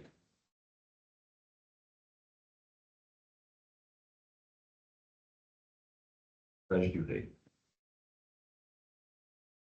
Le principe des langues, c'est de mettre des mots sur le monde extérieur. Le principe des langues, c'est de mettre des mots sur le monde extérieur. Autrement exprimé, les langues fonctionnent comme une sorte de filet que l'on place sur le monde extérieur. Et là où le filet a des mailles, eh bien, la langue, elle possédera des mots qui désigneront ce réel. Autrement exprimé encore, nous avons chaque langue a une sensibilité au monde extérieur qui fait qu'elle va placer des mots sur ce que l'individu va voir. Si je prends l'exemple de ce mur-là, et que je vous dis quelle est la couleur de ce mur-là, difficile un petit peu à décider, mais on va chercher un mot qui est peut-être du rose, qui est peut-être du beige, qui est peut-être du... On va chercher le mot qui est le plus apte à décrire l'objet que nous avons sous les yeux.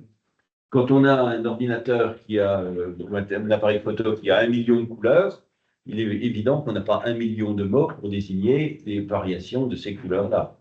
On a une catégorie globale qui est rose. Mais toutes les langues, leur principe, c'est donc de désigner le monde extérieur en mettant des mots sur ce monde extérieur. Et chaque langue, c'est ça qui est important, chaque langue est un filet différent. Chaque langue, en fonction de l'habitat dans lequel habite celui qui parle cette langue, chaque langue découpe le réel de manière différente. Je vous donne un exemple que tout le monde se refile, qui est un exemple qui est un petit peu caricatural. Les Inuits. Les Inuits, c'est des habitants du Canada, du nord du Canada, à la limite du cercle arctique. C'est des Esquimaux, on appelait ça des Esquimaux avant. Les Inuits qui habitent les 3/4 de l'année dans la neige, ils ont un ensemble de mots qui désignent ce que nous, on appelle la neige. Mais comme ils vivent en permanence dedans, évidemment, ils ont découpé le phénomène neige en tout un ensemble de différences. Alors, par exemple, quand la neige, elle tombe, c'est un mot qui est panique. Panique, c'est la neige qui tombe. Mais si on veut parler de la neige qui sert à boire, c'est agnew. A-N-I-U, agnew. Ça, c'est la neige dont on peut se servir pour boire. Si on veut se servir, désigner, pardon, la neige friable qui est dangereuse, il faut éviter de marcher dessus, c'est kinou. Et donc, il y a tout un ensemble de mots, alors certains disent jusqu'à 20 mots, 20 mots qui renvoient à ce que nous, on appelle soit communément la glace, soit ce qu'on appelle la neige. La réalité extérieure, elle est tellement marquée par cet objet qu'est la neige, qu'en fonction de l'usage qu'on en fait, on a des mots différents. Donc le filet qu'eux posent sur ce monde extérieur qu'est neige, il est extrêmement fin. Alors que pour nous, il est extrêmement grossier, il est un peu général. Donc chaque langue découpe le monde extérieur et met des mots qui sont parfois différents. Si je prends le gascon, ce qui se parle autour de Bordeaux, on a un mot qui est l'EDA. Et l'EDA, ça se rend en 5 ou 6 mots en français. C'est une plaine humide et herbeuse entre deux dunes de sable. Plaine, humide et herbeuse entre deux dunes de sable. Il nous faut 9 mots pour désigner cette sorte de sable mouvant que l'on trouve sur les plages de l'Atlantique du côté de Bordeaux. L'EDA, 9 mots. 9 mots, mais il n'y en a pas ici. Il n'y en a pas dans le français commun. Donc le français commun, il n'a pas besoin de désigner des plaines humides et herbeuses entre deux dunes de sable sur les bords de l'Atlantique. Donc on n'a pas ce mot-là. Mais les mots l'ont parce qu'il désigne une réalité qui est beaucoup plus fine pour eux. Donc chaque langue est un découpage du réel. Et en allant plus loin, chaque langue est aussi une sonorisation du réel. C'est un petit peu plus amusant et un petit peu plus étrange à comprendre, c'est que les bruits du monde extérieur sont restitués au point de vue des sons que maîtrise la langue, et il n'y a pas deux langues qui restituent les bruits du monde extérieur de la même façon. Donc, le coq qui fera cocorico. Cocorico. Vous entendez un coq qui s'appelle cocorico. En allemand, c'est kikeriki. Kikeriki.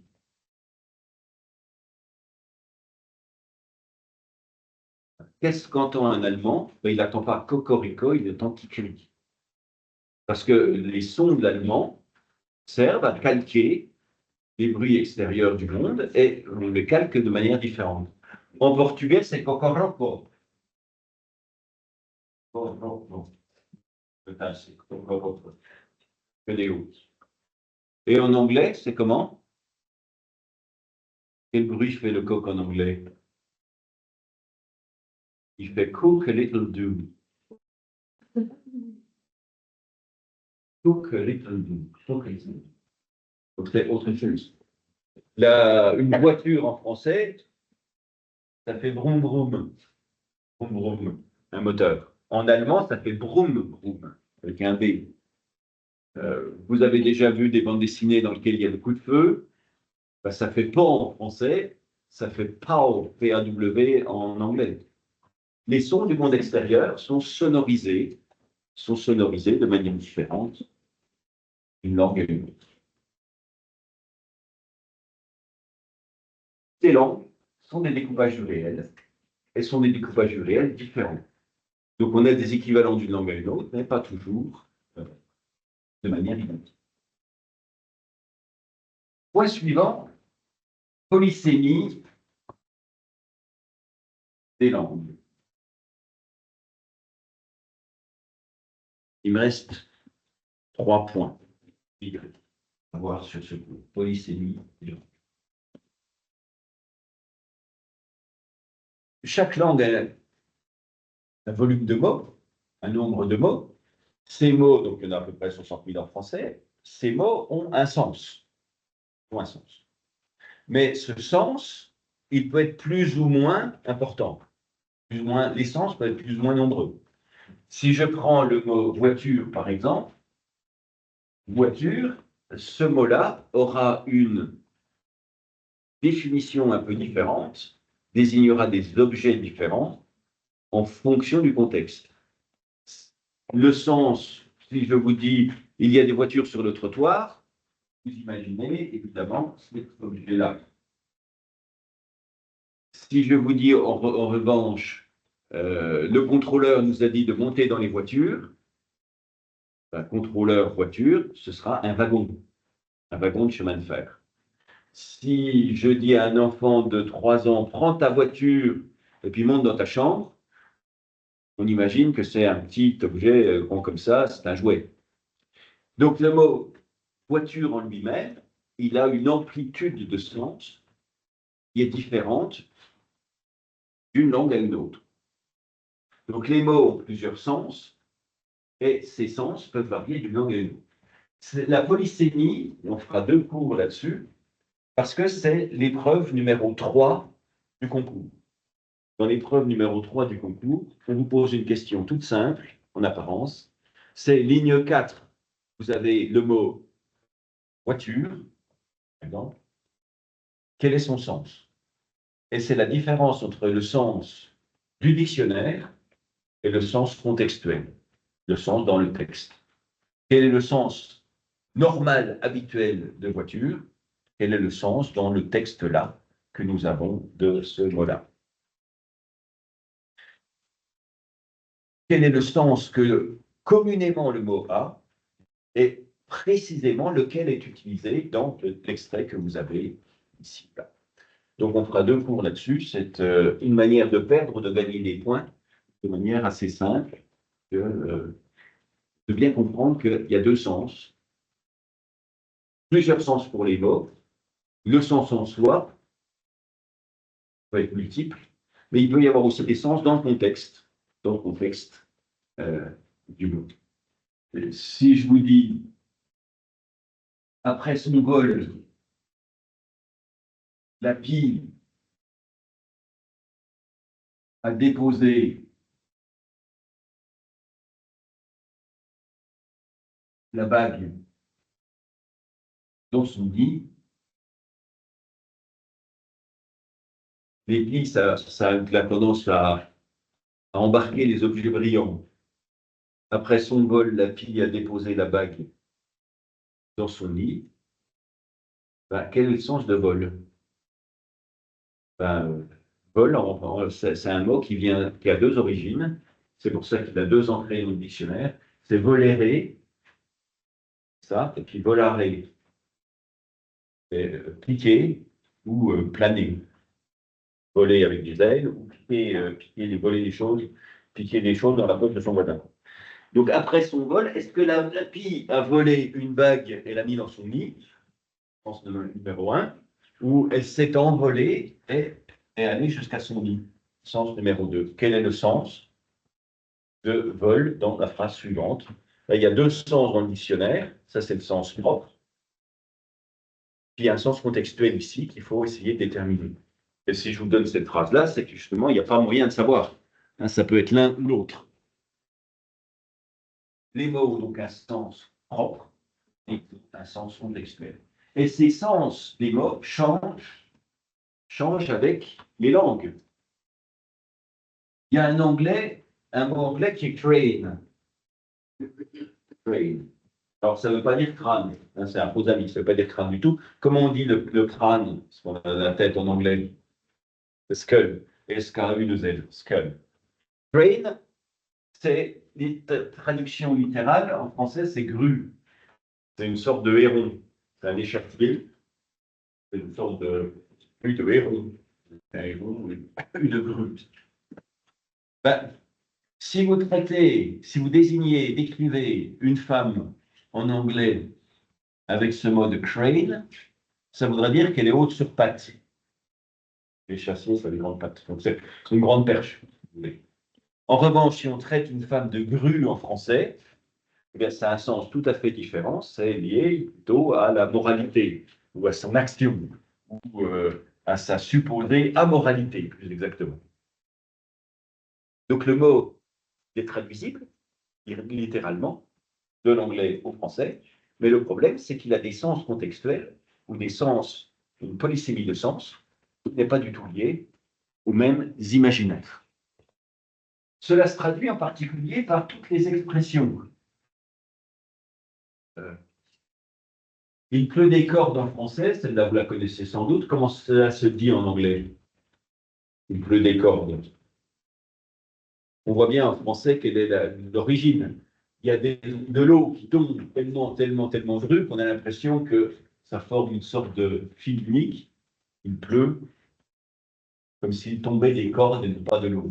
En anglais, ça se dit comment? Ça se dit il pleut chien et chat. It rains cats and dogs.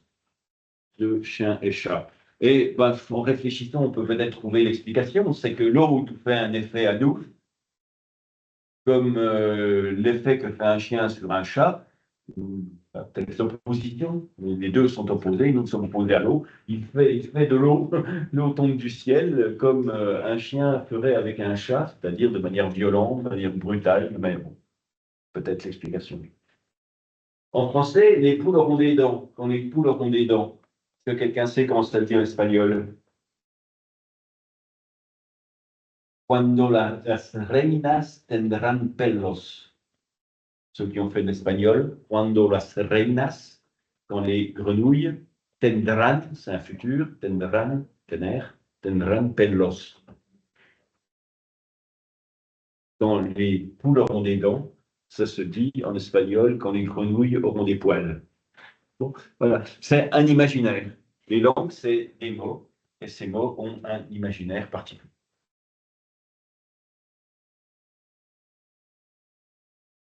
Sixième et avant-dernier.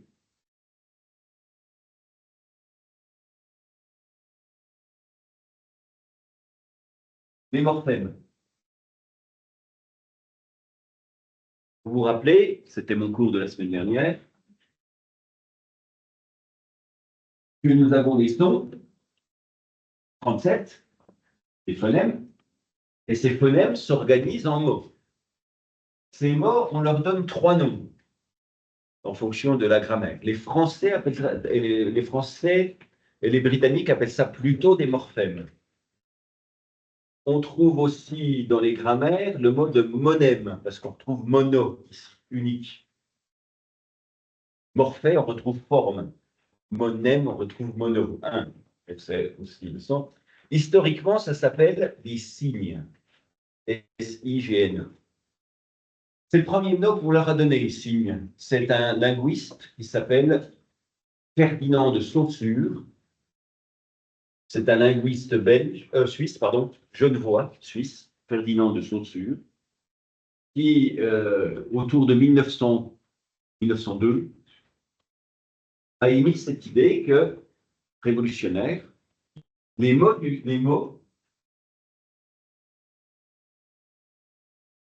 qu'il appelle les signes sont en fait une relation entre deux éléments, le monde réel et puis un objet linguistique. Mais il va l'exprimer de manière un peu différente de cela. Il y a le monde réel, voilà, il y a ça, ceci, et cet objet-là, il va se trouver avoir un mot qui va le désigner. C'est la différence entre le référé, c'est ce à quoi ça se réfère, c'est le monde extérieur, et le mot lui-même, il va appeler le référent. On dira aussi le signifié et le signifiant. Autrement exprimé, si je vous dis ça, si je tente de dire ça, ça c'est un objet du monde extérieur.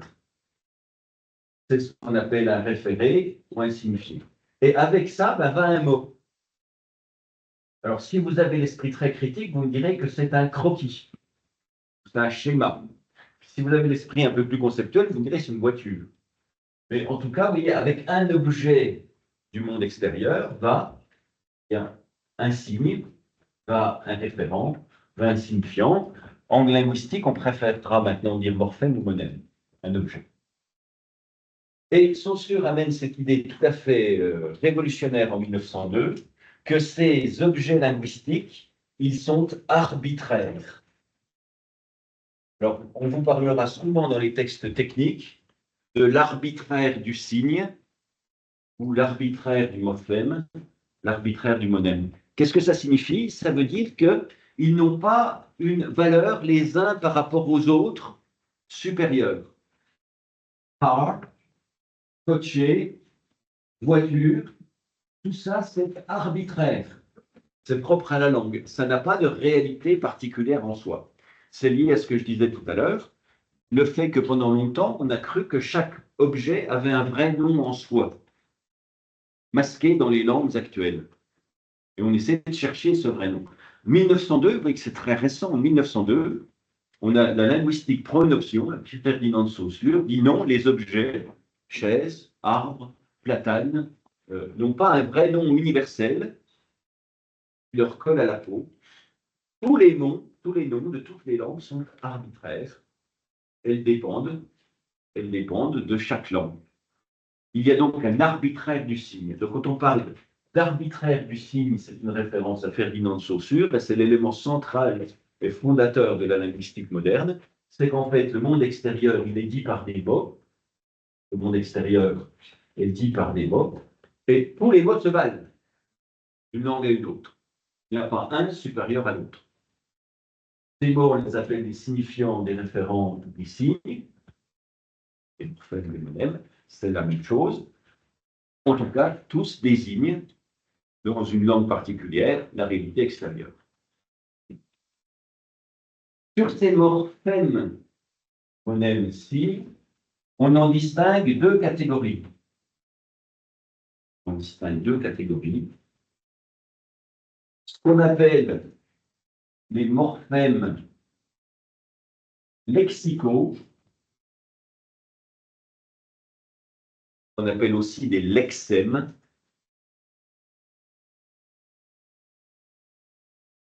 C'est-à-dire des mots du lexique. Rideau, table, chaise, ordinateur, ampoule, crayon, prof, philosophie, amour, voilà, des mots du lexique. Et ce qu'on appelle des morphèmes grammaticaux, qu'on appelle aussi des grammaires. Grammaire, grammaire. Il y a trois M. Donc, grammaire, deux M, là, il y en a trois. Grammaire, M. Qu'est-ce que ça désigne cela? Ben, ça désigne les éléments grammaticaux qui portent du sens. Si je dis par exemple partez, ben, en fait, il y a deux informations dans partez. Il y a le fait qu'il faut partir, mais il y a aussi une autre indication. Et cette indication, c'est à qui ça s'adresse. Donc ça, on appellera ça un lexème. C'est un mot, partir. Et ça, on appellera ça un grammème, parce que c'est une indication grammaticale qui nous donne une information qui est partie, par exemple, tout à fait différente de partons. Partons, c'est aussi un grammème, parce que ça nous donne une autre information. Alors, qu'est-ce qu'on a dans ces grammèmes, dans ces lexèmes, dans ces morphèmes, grammaticaux? On a les terminaisons des verbes, parce qu'elles portent un sens très précis. Si c'est A-I-E-N-T, c'est différent de E-N-T seulement. Et puis, on a toutes les marques de genre et de nombre. Je dis petite, ben, on a là-dedans le lexème, c'est le mot petit, ça désigne un objet particulier, petit, voilà, c'est une taille. Mais j'ai une autre information grammaticale, c'est que c'est des filles. Et j'ai une autre indication grammaticale, c'est qu'ils sont nombreux. Donc j'ai là-dedans trois graphèmes, trois monèmes, trois morphèmes. J'ai le lexique, le petit, j'ai l'indication grammaticale que c'est féminin et l'indication grammaticale que c'est pluriel. C'est un morphème qui est fait d'un lexème et de deux grammèmes. Si je dis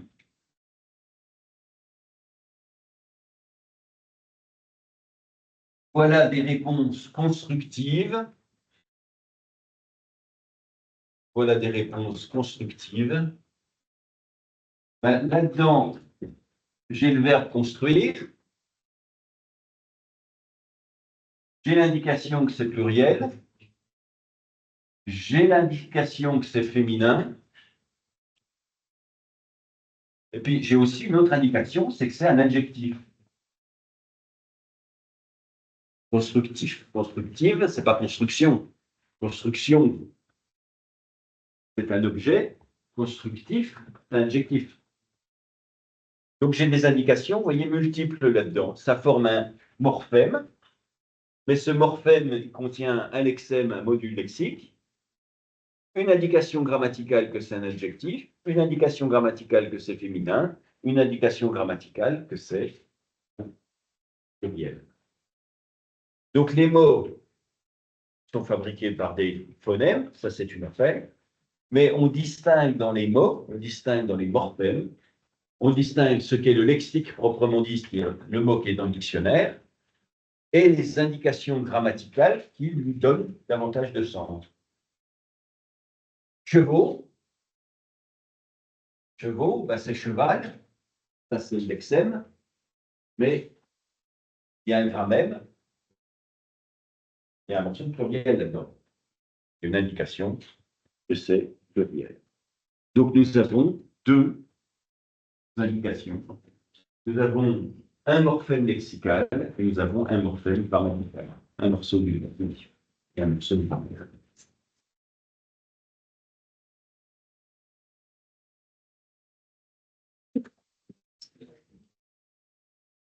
Si je vous dis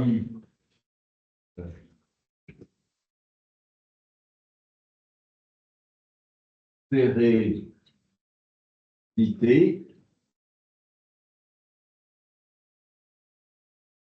ben, là-dedans, il y a un mot, c'est la sérénité, c'est un mot du lexique, et puis il est au pluriel. Si je vous dis serein,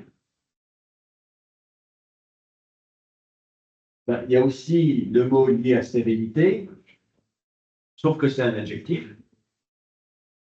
Et en plus, j'ai le pluriel.